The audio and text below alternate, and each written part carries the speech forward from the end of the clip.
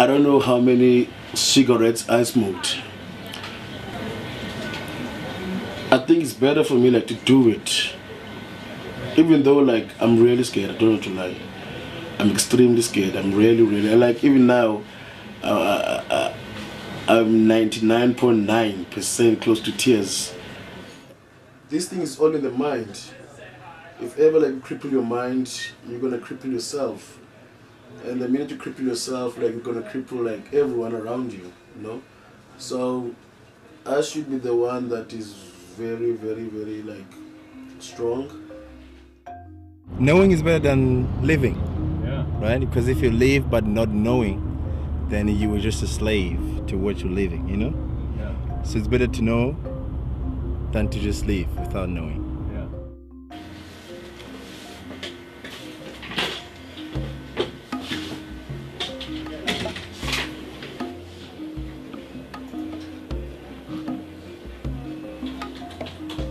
Because what happens is that I do a lot of mercy ministry, right? So I help on fire, help people, you know, especially last year I helped people who were very, you know, who had blood, from fire, right? A lot of stuff. And even just doing a lot of working with kids, you know, when I was in India, and working with kids when I was in Zimbabwe, Zambia, and Botswana. So most of these kids have wounds, bad things happen, you know? So when times like this comes, you're like, okay, this is fun.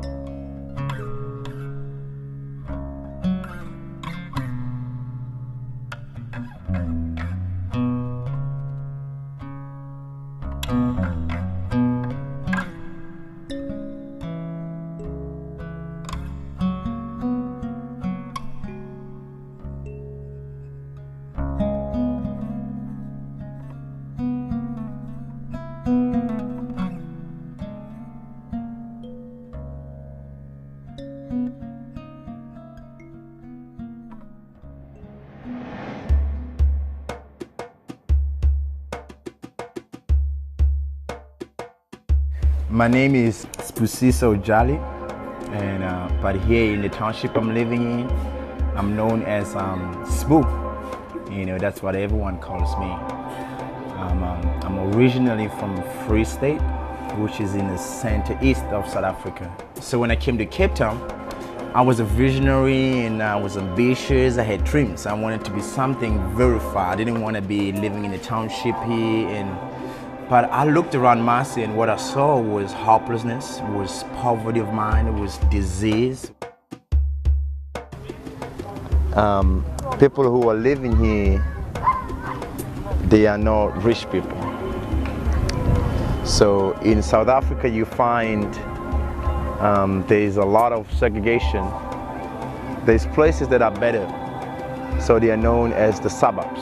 That's where you find most of rich people living. So there will be white people, mostly. So people who live in township, there will be black people, colored people. Mostly they are regarded as poor people. So this is one of them. Masipumalele is found in Cape Town, Western Cape. We have about 40 to 50,000 living in this small township. We have about 9 nations represented in this township from all over Africa. So we have Somalians, Zambians, Zimbabweans, Namibians. We have Ethiopians, Nigerians, Ugandans. The list goes on in this township. We really saying we want more people who say we want to create more programs for the youth to really come and speak about things that they don't speak with their parents. HIV, parents don't speak about stuff like that. Sex, parents don't speak about stuff like that. So we're really needing programs or any kind of help that can come from our side that can help our youth. If you look around, you see a need, but you're scared to meet it. You're scared to go and address the need or meet the need. You cannot be a leader. That's kind of how I started being a leader, because I didn't even know I was a leader. I just saw the need.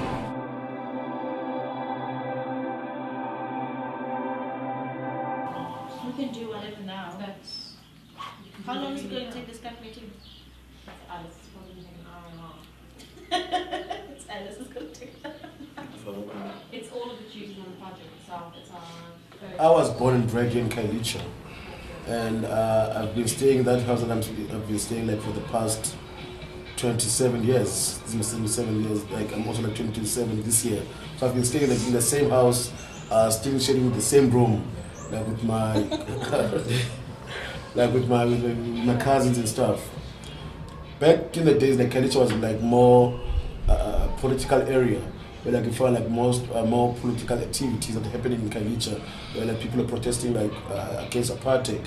But back then, like I was still young, and I couldn't understand why these people are singing. I just love like the struggle song back then. But as time grows, like I kind of like understood what was happening when we started like having TVs like in the 90s. We started having TVs like where they were showing this guy Mandela. People like were always like protesting about Nelson Mandela, like free Mandela and all of that. Kailicha then was a nice area, to be honest with you. It was very calm. Most of the people most of them like they all had decent jobs, and there was far less gangsterism, and there was far less like alcohol abuse, and there was far less like teenage pregnancy and HIV. But now Kailicha, it is a place of dreams. If ever like you're a young person, yes, it is a place of dreams, because like told me like now, for example, like we are young, we are from Kailicha, and we are waking up each and every day, like we're making films, and we try to change people's lives, and we try to change people's perspective on how to view life, and also like we try to heal people at the same time with the stories that we tell. And we tell these stories, like these are stories from Kailicha. You know, it is a place of dreams, and dreams are possible to be realized in Kailicha if ever you have like the good support of people around you, like for example like my team, you know. Alice is probably taking an hour and a half. It's Alice is going to take It's all of the duties on the project itself. It's our first real curriculum reproduction before. Yeah. Iwiki kanjani ke lalo ke? Into? Lalo lezoyenza. Ubani? Iwiki kanjani lalo? And then we Especially like reading lelo leyo iphethe esandleni. I joined Law Film Collective 2010 when a friend of mine introduced me to the workshop. I was just at home after studying business management, and my friend was like, you know, instead of you sitting at home and just not doing anything, why don't you just come to these workshops? So I was like, okay. I went there, and there I was expecting big cameras, like a lot of action and everything. And they were just using cell phone, and it was like, okay, this is going to be a new experience for me. After we decided that instead of World Film Collective coming every year and giving workshops and then going back to London, why don't we start something? You know, like I remember it was very cold. I'll never forget that day. It was like in winter, we had no office, we had nothing. We were standing outside for 4 hours trying to figure out what we're going to do. Everyone was cold, everyone was tired, but we were so passionate about this thing, and we were like, you know what, we know it's going to be rough for the first few months, we're not going to get paid, we're not going to get cash, but we want to do this because we want to tell stories.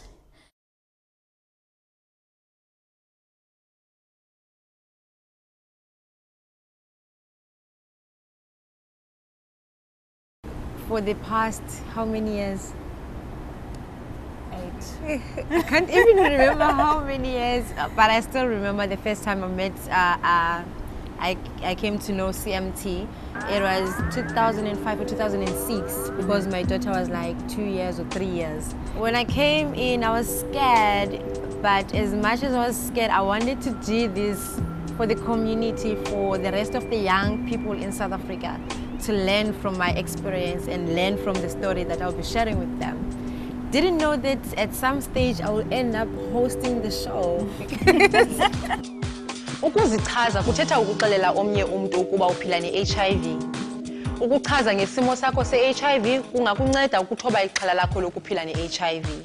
Kodwa ukuba ngubani omxelelayo, umxelela njani, ingasisigqibo esinzima. We try and we go into a community and we want to research a story, or we find a husband and wife, for instance, and we find that the husband maybe the husband or the wife is HIV positive, but they have this positive story to tell about them living with HIV. But the fact that if they tell their story, everybody in the community is going to know about it, and then there'll be outcast and things like that. Those are the parts that we are really trying to work at, and like, what's the best way to go around those kind of situations. In townships, there's a lot of needs that can be met by locals.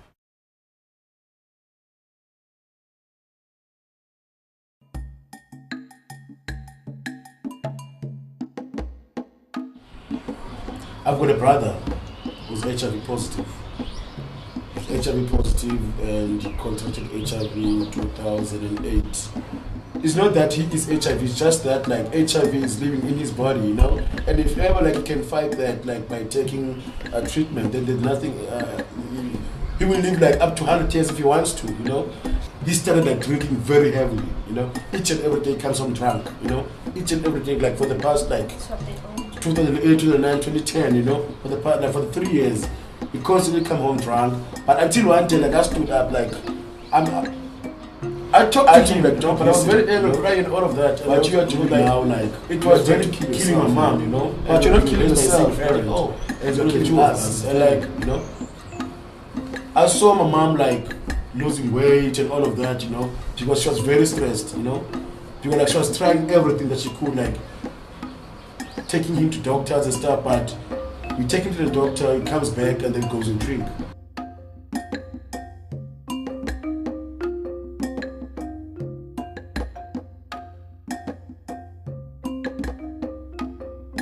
You know, like life goes on at the end of the day. So you don't need to like to be chained in bed and be drowning in your own tears and like digging your own grave like it's the end of the world.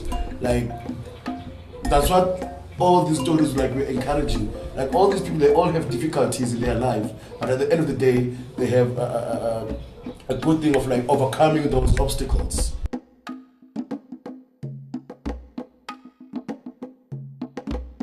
For him, I understand where he's coming from, but for me, it's just there's just a lot of work that needs to be done. And at the same time, in terms of everything, we don't like talk like try to find solutions. We always like focusing on the problem, but we never tend to bring a solution out of it, you know, and that is killing us.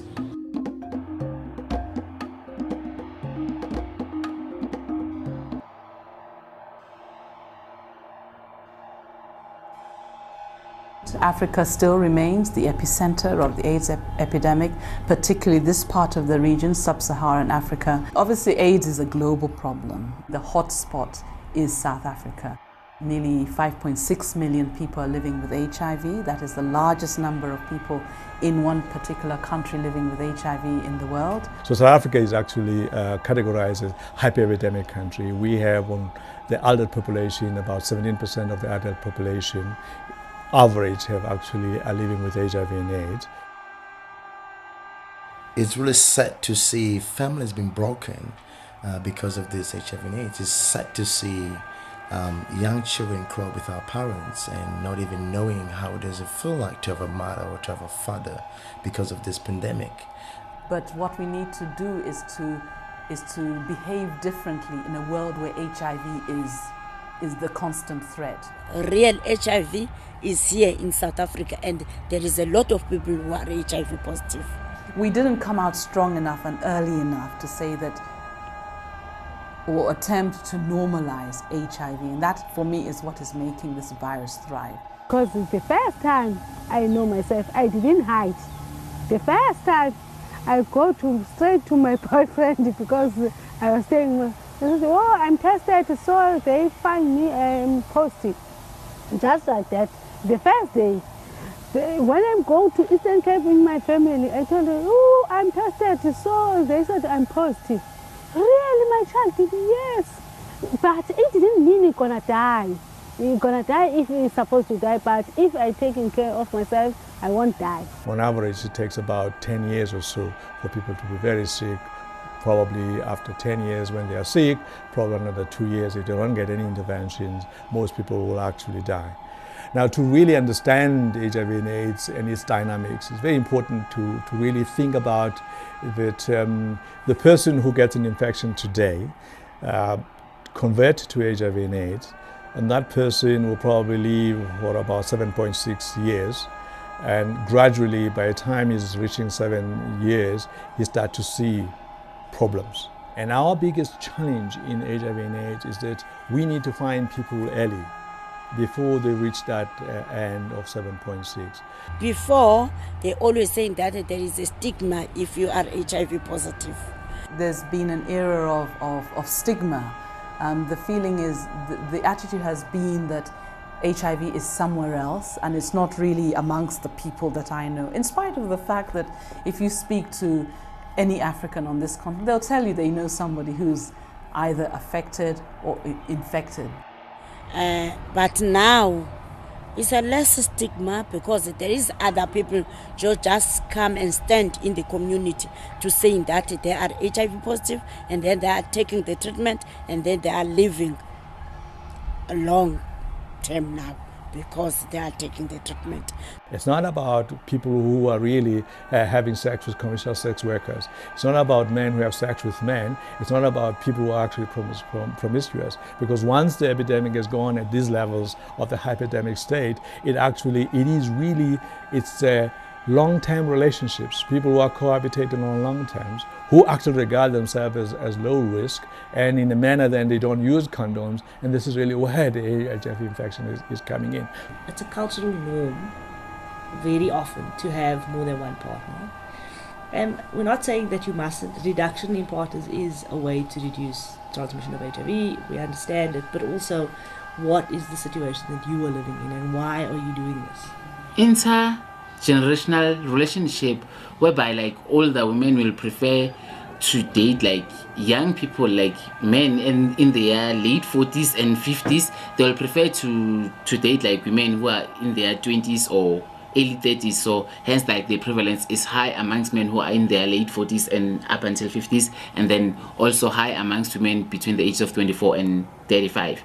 The aspect around the economic aspects of relationships where there is actually economic exchange, and that really translates to the idea of intergenerational sex and sugar daddies, where there is an aspect that mediates and motivates and creates a demand of relationships that are not necessarily based on true love, as it were, and those are actually very important. It's peer pressure because of like my boyfriend is doing it for me, and you want those things, and then if ever you want to wear like me and have this cell phone, I can organize you a sugar daddy to take care of you as well. And then that sugar daddy at the same time is married, and then maybe he's having like other partners as well except me, and then he has a wife and another 2 girlfriends, and then now there's me who's he's little ice cream. I think post 1994, obviously we were grappling with the issues around what does it mean for the country, and then you can imagine that we've just celebrated the whole Uhuru, and we think there was a lot of thinking around how the country is going to look like.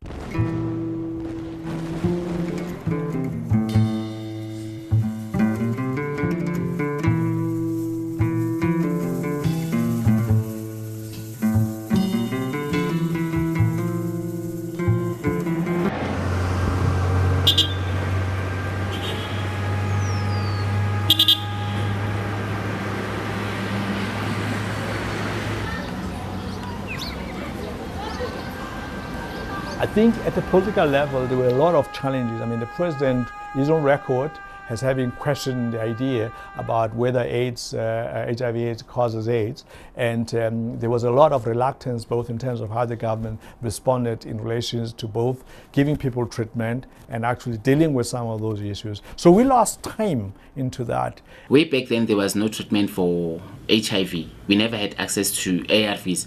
Hence, I joined tech there and there. Because of like tech was the only movement that I can associate myself with, because of it was the movement that was fighting for access to treatment. And I said, instead of me sitting down and worrying about me going to die, let me join this movement, and then maybe we might win the battle. Maybe we will have access to treatment one day. Evidence suggests that globally the number of new infections, the rate at which we're getting new infections, is slowing down. There is evidence of that.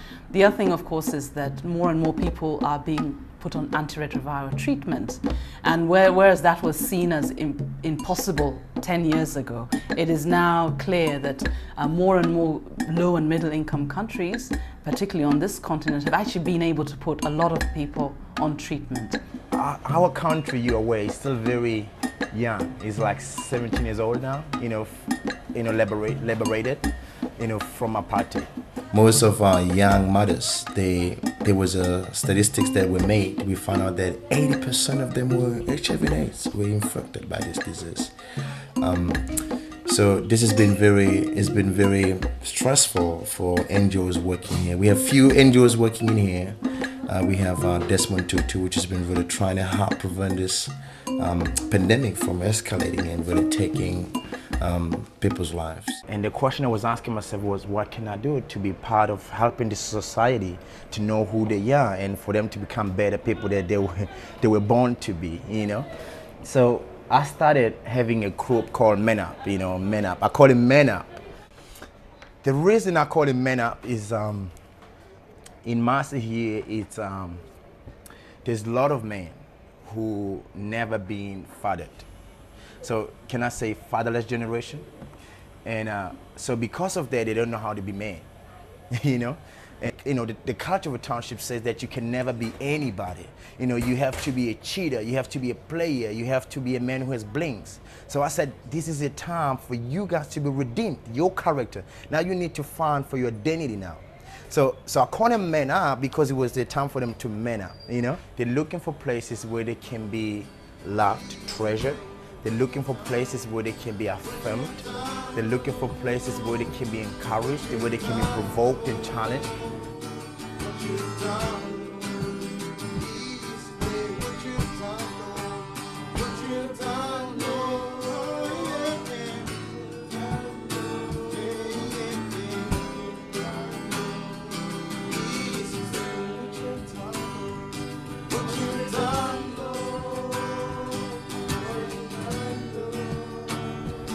When you have a cup, and then you keep filling it with water, and that water is just gonna overflow, When there's people dying because of disease, when there's people dying because of insecurities and all this lack of information, there's a lot of plenty of things that makes men die out there. And my heart was that you guys, you freely got this, you freely got message. I didn't even let you pay for this. And I really want you to take this forth to other men. We want to see our men coming back. We want to see our men getting it, We want Massa to be known as a safe place because of our men. When I was in Free State, I was still in high school. I used to be with a program called Love Life. And Love Life was more just really trying to help, community to, especially the youth. The focus is more on the youth. Love Life is South Africa's national HIV prevention program, specifically focusing on young people. Our target market is adolescents, so we specifically work with 12 to 19-year-olds. And our main strategy for engaging them is mobilizing a cohort of peer mobilizers, peer motivators, young leaders that we call groundbreakers.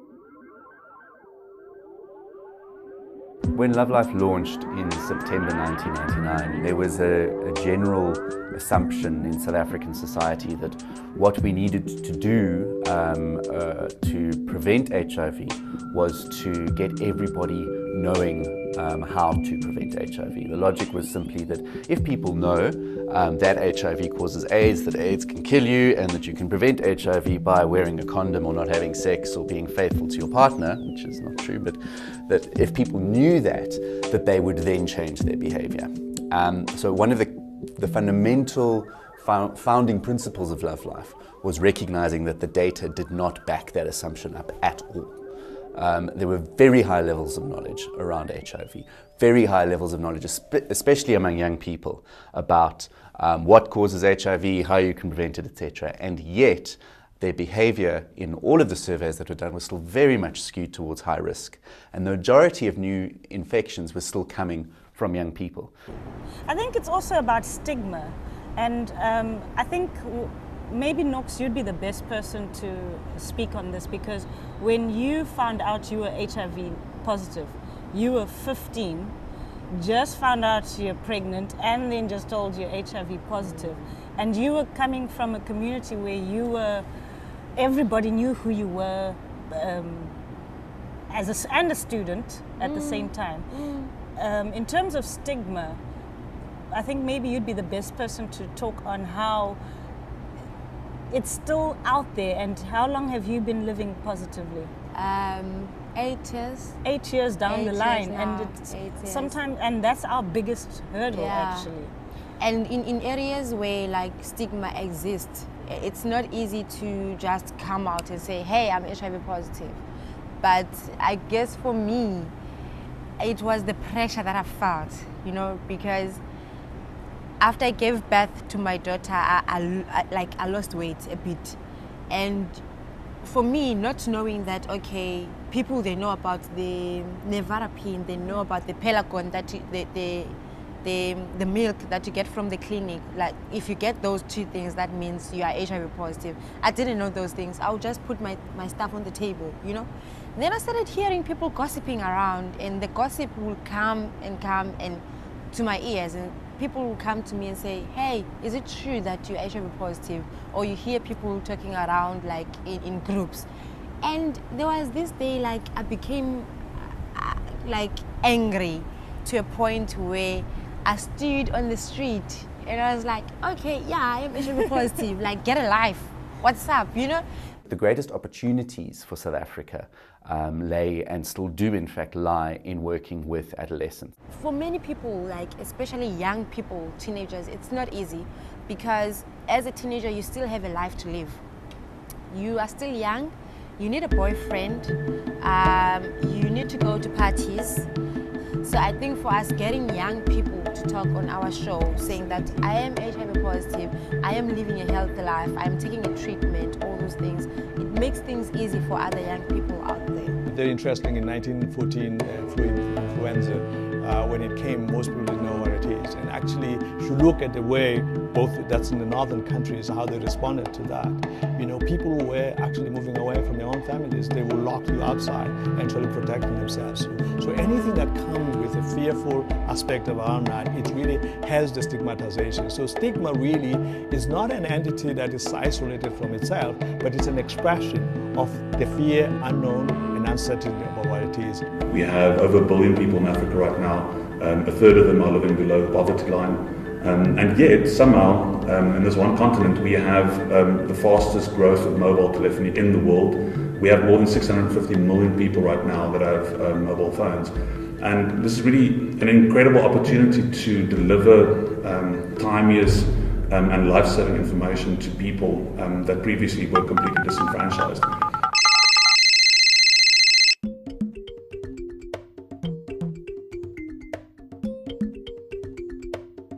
HIV/AIDS treatment in South Africa is completely free. So all we really need to achieve is to make sure that every single person in South Africa knows the HIV/AIDS status.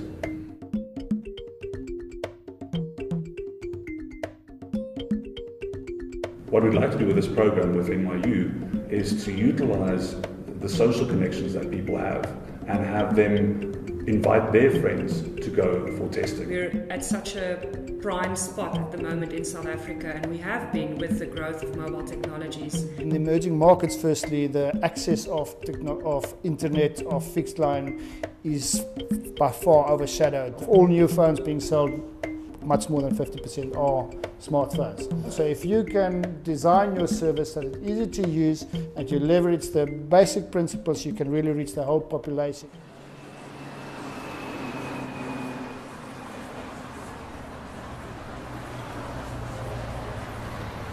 In South Africa, there's no way we can continue to promote HIV testing like we've always done it. These traditional campaigns cost millions of rands.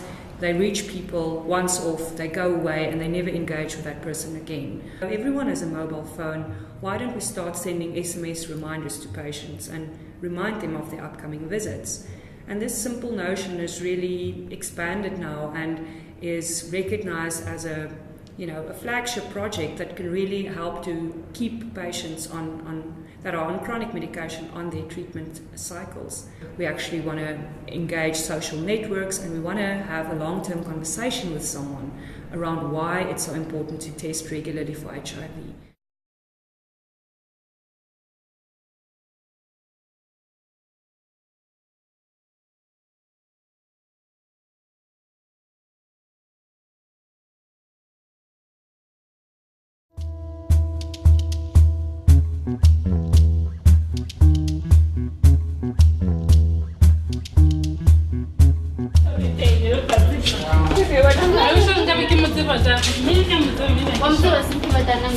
Yeah, the lady with the dreadlocks. I'm looking my head and the boyfriend there or the ex-husband. No, it's like,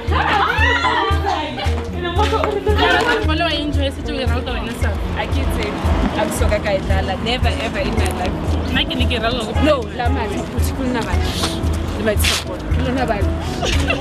what's happening?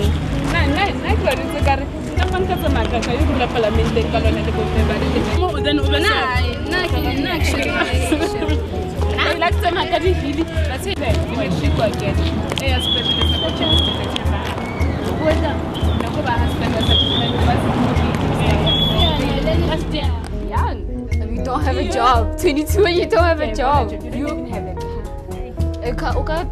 Without a job. I'm Twiki Morano. I'm in Young Africa Live.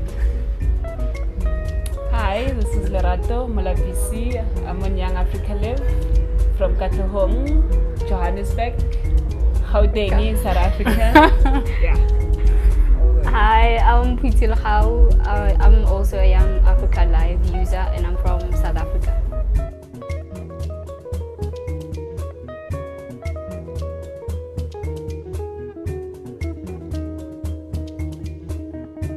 The thing is, with the HIV and AIDS issue, right? People have different ideas, especially the young ones.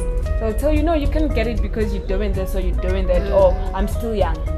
So sometimes even on Young Africa Live, there are people telling lies or brainwashing others. I don't know, you can call it whatever. Or you're not feeling sick. Yes, unless if there are sores on your body or anything like that, you don't have it. I mean, you can't get it because you're still young. If you've got HIV, I don't want to know how you got it and where you got it. It's about me helping you go through it, finding a way through it, you know? Yeah. I firmly believe that we're on the brink of a revolution in our understanding of human behavior. And the reason for that is the availability of massive data on micro-level human interaction at population scale. Instant messaging data, telephone call logs, email data, tweets on Twitter. I study things like how social networking technologies affect the spread of behaviors like diet, exercise, smoking, product adoption, or productivity in an organization. I can see precise, time-stamped interaction behavior between individual people, but I can see this for 10, 20, 30 million people at a time, over time, and not just this month compared to last month, but second by second time-stamped interaction over time. I believe that this kind of data is going to help us understand how human behavior and the dynamics of human behavior actually behave at population scale. And in fact, this is very important to a number of scientific disciplines, from economics to sociology to anthropology, because the holy grail in a lot of those disciplines is linking the micro to the macro. How does a conversation result in a population level pattern of behavior between individuals, and how do those patterns govern the outcomes of individuals?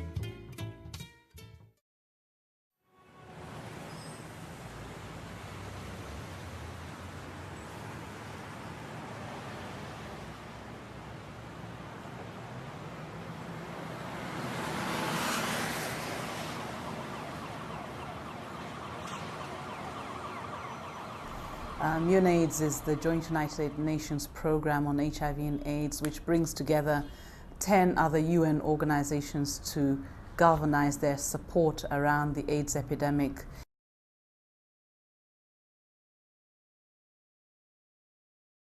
This is a possible vision, and a lot of countries worldwide have actually adopted those 3 zeros as their own national goals. In order to be able to do that, we're going to have to do things very differently. And so, there needs to be a whole transformation around what the resources are used for, so that you're not just throwing money at every program and project that is around, but saying, what investment do we need to make around some of the critical, low-hanging fruit type programs that are going to be able to make a difference very quickly in people's lives and in communities.